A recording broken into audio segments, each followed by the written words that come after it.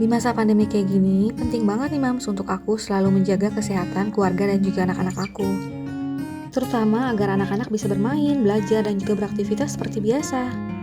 Tapi terkadang ada aja nih gangguan seperti batuk yang datang tiba-tiba dan mengganggu kesehatan anak. Tantangannya mencari obat batuk untuk anak adalah ketika anak menolak minum obat batuk karena pahit.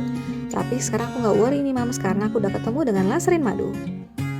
Nah, lasernya ini memiliki kombinasi dengan madu dan membuat rasa obat menjadi manis sehingga disukain anak-anak nih, Mams.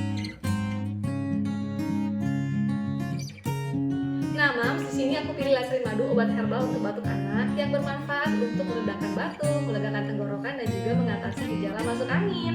Nah, Mams juga pilih ya Laserin Madu obat herbal untuk batuk anak. Set, batuk? Mau, Laserin Madu mau dong? mau Mami. Yuk, Mams, pilih Laserin Madu obat herbal untuk batuk anak ya.